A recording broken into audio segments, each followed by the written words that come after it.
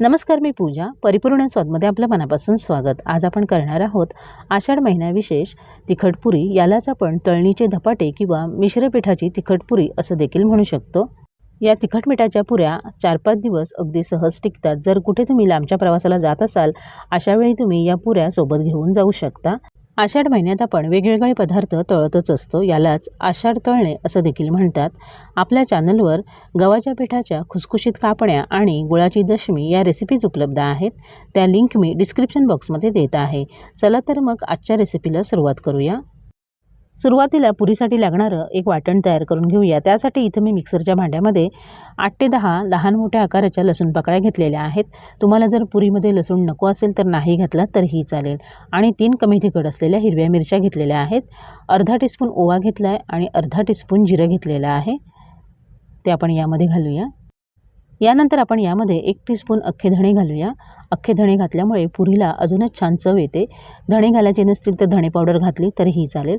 आता आपण हे मिक्सरला लावून बारीक वाटून घेणार आहोत.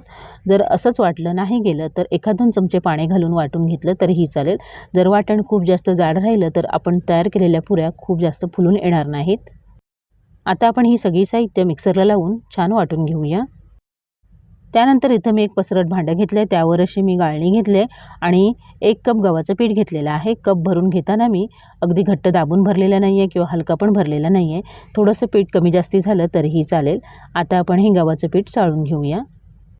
गव्हाचं पीठ चाळून झालं आहे. आता यानंतर पुरी खुसखुशीत होण्यासाठी पाव कप तांदूळाचं पीठ घालायचं आहे. इथं मी तांदूळाचं पीठ घातलं आहे. तुमच्याकडे जर घरात ज्वारीचं पीठ असेल तर ते अर्धा कप घातलं तरीही चालेल किंवा पुरी अजूनच खुसखुशीत हवी असेल तर अगदी बारीक रवा घातला तरीही चालेल. पाव कप बेसन घेतलेलं आहे पुरी खमंग होण्यासाठी. रवा घालणार असाल तर 0 नंबरचा रवा घालायचा आहे. पिठं चाळून झालेत. आता आपण ही हाताने एकत्र करून घेऊया. यानंतर आपण यामध्ये चवीनुसार मीठ घालायचं. 1 टीस्पून पांढरे तीळ घालायचे आणि अर्धा टीस्पून मी काश्मीरी मिरची पावडर घेतलेली आहे रंगासाठी. तुम्हाला आवडत असेल तर घाला, नाही घातली तरीही चालेल. पाव टीस्पून हळद घेतलेली आहे. आपण वाटणामध्ये आधी मिरची घातलेलीच आहे.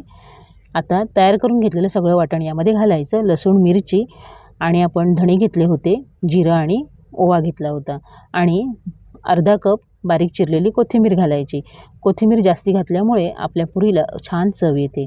आधी आपण ही सगळी साहित्य मिक्स करून घेऊया, कारण आपण जे वाटण तयार करून घेतलं होतं त्यात मी 2 टेबलस्पून पाणी घातलं होतं. असं आधी आपण सगळी साहित्य मिक्स करून घेतली म्हणजे मग आपल्या पाण्याचा अंदाज बरोबर येतो. पीठ जास्ती पातळ होत नाही. सगळी साहित्य मिक्स करून झालेत. आता आपण यामध्ये थोडं पाणी घालूया आणि पीठ छान मळून घेऊया. जसं आपण नेहमी पुरीसाठी पीठ मळतो अगदी तसंच घट्टसर पीठ मळायचं आहे. म्हणजे चपातीच्या पिठापेक्षा थोडंसं घट्टसर.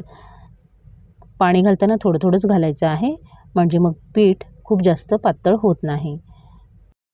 बघा, थोडं पाणी घालून मी पिठाचा छान घट्ट असा गोळा तयार केलेला आहे.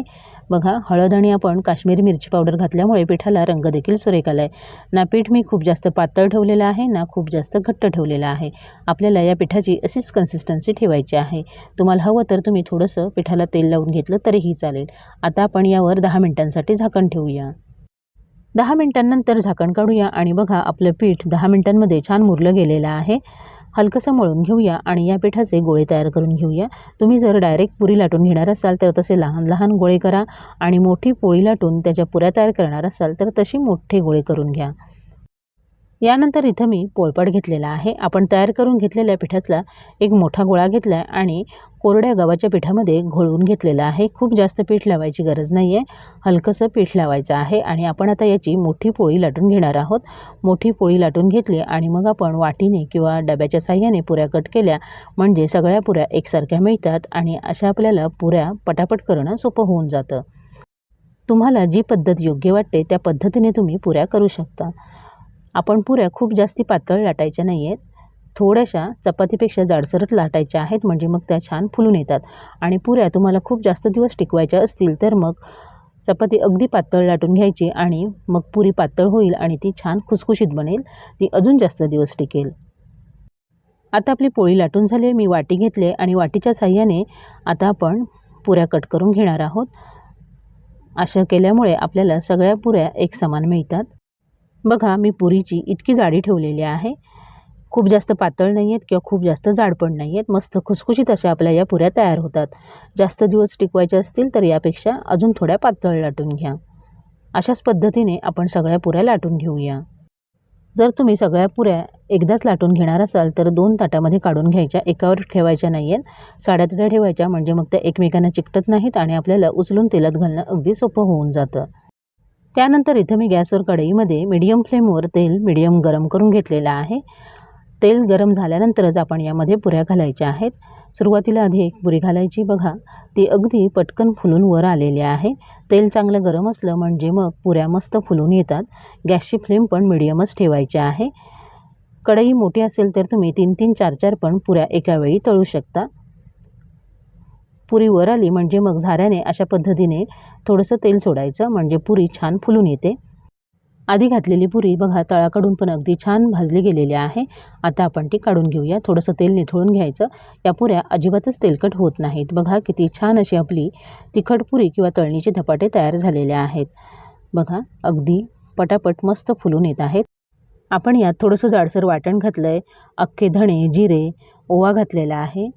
पांढरे तीळ घातलेले आहेत. कधीकधी काही पुऱ्या फुलत नाहीत. थोड्याशा जाडसर धरल्या म्हणजे अगदी छान फुलून येतात. बघा मस्त अशा फुलून येत आहेत. अशी आपण मोठी कढई घेतली तर पटापट आपल्याला या पुऱ्या तळता येतात. जरी आपण थोडंसं लाटताना पीठ लावलं असेल तरीही आपलं तेल बघा अजिबातच खराब झालेलं नाही आहे. बघा आपल्या सगळ्याच पुऱ्या अगदी छान टम्म फुलून आलेल्या आहेत आणि रंग पण सुरेख आलेला आहे. या पुऱ्या थोड्याशा मऊसर ठेवलेल्या आहेत. तुम्हाला जर 5-6 दिवस पुऱ्या टिकवायच्या असतील तर थोड्याशा अजून लालसर करून घ्या.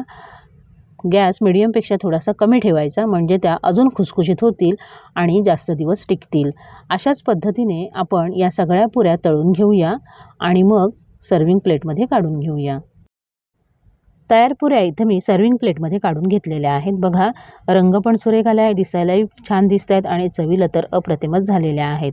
आपल्या पुऱ्या अगदी छान मस्त खमंग खुसखुशीत झालेल्या आहेत. बहुतेक सगळ्या पुऱ्या फुलून आलेल्या आहेत. अगदी 5-6च पुऱ्या फक्त फुलल्या नसतील. बघा खूप जास्त जाड नाही आहेत किंवा अगदी पातळ पण नाही आहेत. मस्त खमंग खुसखुशीत अशा आपल्या या तिखट मिठाच्या पुऱ्या किंवा तळणीचे धपाटे तयार आहेत आणि चवीला तर अगदी थालीपीठासारख्याच लागत आहेत. आपण इथं घेतलेल्या प्रमाणामध्ये बरोबर 35 ते 36 पुऱ्या झालेल्या आहेत. अर्थात तुम्ही पुरी पाडायला केवढं लहान मोठं भांडं घ्याल त्यानुसार पुऱ्या कमी जास्ती होतील. अशाच पद्धतीने तळणीचे धपाटे किंवा तिखट मिठाची पुरी तुम्ही घरी नक्की करून बघा. रेसिपी आवडली तर तुमच्या प्रतिक्रिया कमेंट बॉक्समध्ये अवश्य कळवा. माझ्या अशाच नवनवीन रेसिपीजसाठी परिपूर्ण स्वादला सबस्क्राईब करा. व्हिडिओ आवडला तर नक्की लाईक करा आणि तुमच्या मित्रमैत्रिणींसोबत शेअर करा. पुन्हा भेटूया अशाच एका नवीन रेसिपीसोबत. पूर्ण व्हिडिओ पाहिल्याबद्दल धन्यवाद.